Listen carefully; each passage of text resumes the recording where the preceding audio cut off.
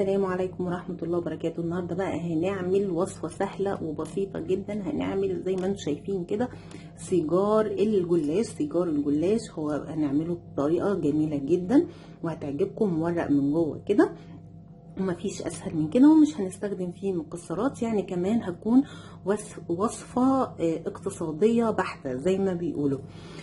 وبس قبل ما نبتدي الفيديو مع بعض ما تنسوش لو اول مرة لسه بتشوفوني ما تنسوش تعملوا لي لايك وشير وسبسكرايب. يلا بينا بقى نشوف طريقة احنا هنعملها ازاي. اول حاجة انا عندي هنا الشربات بتاعي انا مجهزاه، كان عندي جاهز اوريدي. دي كوباية سكر على كوباية ونص مية، وخليته على النار لمدة بالظبط 10 دقايق بقى بالقوام التقيل ده، لا هو هيبقى تقيل ولا خفيف.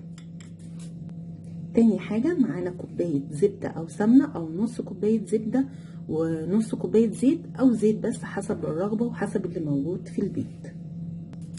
ودي بقى لفة جلاش انا هستخدمها نص كيلو بالظبط. انا هاخد ورقة واحدة وهنبتدي نركن الباقي ده على جنب، وضروري ان احنا نغطيه بفوطه علشان ما ينشفش. خلاص احنا اهو فردنا الورقه الجلاش بتاعتنا، نفردها زي ما هي كده، وهنجيب الفرشه بتاعتنا وهنبتدي نسقسق الجلاش بتاعنا.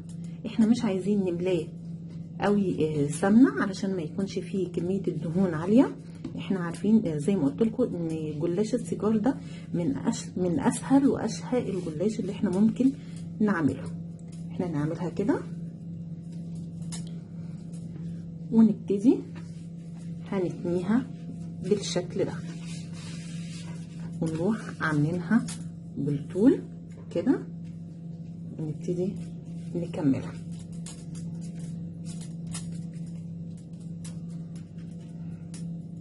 طبعا هنكون معانا اللي هي صوابع او خشب الشيش، وهنعمله بالستريتش مارك زي ما انتم شايفين اهو. انا جايبه 2 اهم زي ما انتم شايفين ولفاه بالستريتش مارك، وهبتدي ادهن الفرشه بتاعتي وادهن الخشب معايا كده،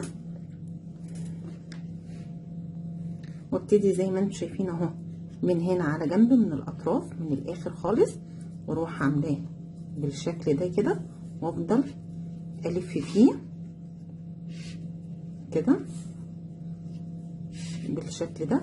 انا عايزاه عند النص كده بالظبط، وهبتدي اروح انا مقطعاه كده بالقطاعه او بالسكينه زي ما احنا عاوزين وزي ما نحب. بصوا الورقه سهله وبسيطه خالص، واحنا حاطين فيها كميه دهون، فبقت سهله جدا ان احنا انها تتطبع معانا. بصوا ايدي فيها كميه الدهون المناسبه، ونبتدي نطلعها ونرصها. بصوا انا ساعدتها ازاي، ونرصها في الصينيه بتاعتنا. بصوا الصباع عامل ازاي بجد، تحفه تحفه بجد. وهنعمل بقى بقيه الورقه بتاعتنا او كده. هو في ناس بتستخدم سيخ شيش واحد، مش مشكله، بس انا حابه ان هي تكون تخينه شويه علشان ما تبقاش معوجه معايا، والورقه كده لما تستوي تبقى كده شكلها غريب. لا هي هنا كده زي المحلات ما احنا بنشتريها من بره بالظبط. بصوا اهي كده، بصوا كده. وهنبتدي طبعا علشان احنا دهنين السيخ بتاعنا سمنه وعاملينها كويس كميه مناسبه. بصوا بتتسحب معايا بسهوله جدا اهي، ونحطها في الصينيه بتاعتنا ونكمل بقيه الكميه. اديني بعمل ورقه تانية اهو قدامكم زي ما انتم شايفين، هنسقسقها بس كده. بجد دي من اسهل الوصفات، وكمان من ارخص الوصفات او من ارخص الحلويات اللي احنا بنعملها. يعني لفه الجلاش دي اصلا انا شارياها ب9 جنيه، فبجد مش هتكلفنا اكتر من ال9 جنيه، او شويه زيت وشويه اللهم صل على النبي سمنه صغيرين. الورقه علشان هنا صغيره انا عملتها كده، وهبتدي اعملها بالطول برضو حاجه بسيطه، وابتدي اعملها زي ما انتم شايفين اهي، سهله جدا جدا وبسيطه اهي. حتى لو متكسره معانا ومتبهدله الورقه ولا اكن فيه اي حاجه اهي. تحفه تحفه بجد. ونقطعها بالقطاعه ونبتدي نطبعها ونلفها كده على الورقه اهي. نسحبها ونحطها ونرصها في الصينيه. بقيت لفه الورقه انا كده عملت الورقتين دول قدامكم بس علشان للي لسه مش عارف الطريقه دي ولسه اول مره يشوفها بجد هتعجبه، هتبقى اقتصاديه جدا بالنسبه له اهي. اسحبها تاني. بصوا سهله جدا. وهكمل بقى بقيه الكميه ونشوفها مع بعض. زي ما انتم شايفين اهو. بصوا خلصت كل الكميه بتاعتي دي كلها نص كيلو جلاش. النص كيلو عمل معايا الكميه دي وبجد سهله وبسيطه جدا وغير مكلفه. وكمان انا بصوا استخدمنا بس حوالي ربع كوبايه سمنه. بصوا انا هاخد بس بقى شويه ونمسحها من على الوش كده، نديها كده دهنه بسيطه. طبعا احنا مش عايزينها تبقى فيها كميه دهون عاليه. طبعا اللي عايز يعمل كميه اكتر يعملها، تبقى سهله وبسيطه جدا بالنسبه له اهي.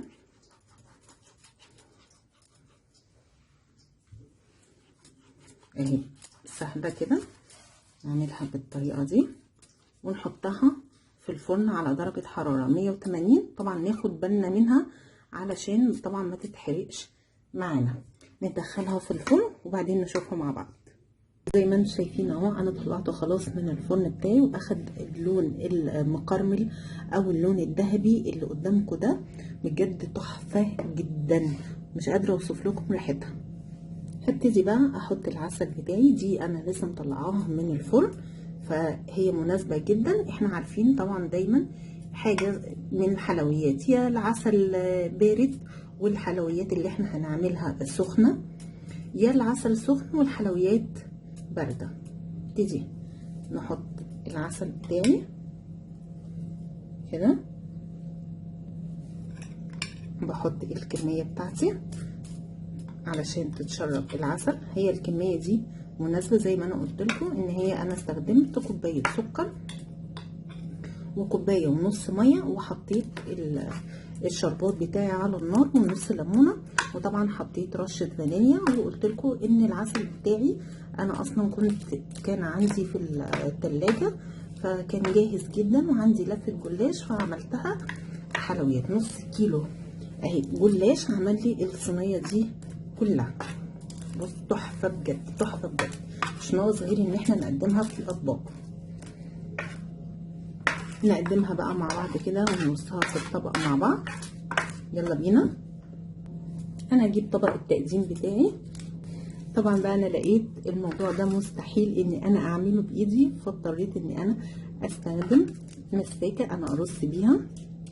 انا بجد مش قادره ان انا استنى وهي تبرد كده. بجد تحفه تحفه بجد. نعملها كده ونرصها في الطبق بتاعنا. واحنا بقى مش هنستخدم فيها اي نوع من المكسرات. بجد تحفه وطريقه سهله وبسيطه جدا. يا رب تكون عجبتكم. انا كده زي ما انتم شايفين رصيتها بالشكل ده. بصوا تحفه ازاي بجد. من اشهى واطعم الجلاش اللي انتم ممكن تعملوه. مش قادره اوصف لكم. مش بس كده كمان هو ميزته ان ما فيهوش مكسرات، يعني موفر جدا وهيعجبكم جدا يا رب. وبكده بقى نكون خلصنا الطبق بتاعنا. بجد انا مش قادره اوصف لكم قد ايه هو طبق شهي وجميل واقتصادي جدا. ويا رب يكون الفيديو بتاعي عجبكم. ولو اول مره لسه بتشوفوني ما تنسوش تعملوا لي لايك وشير وسبسكرايب. السلام عليكم.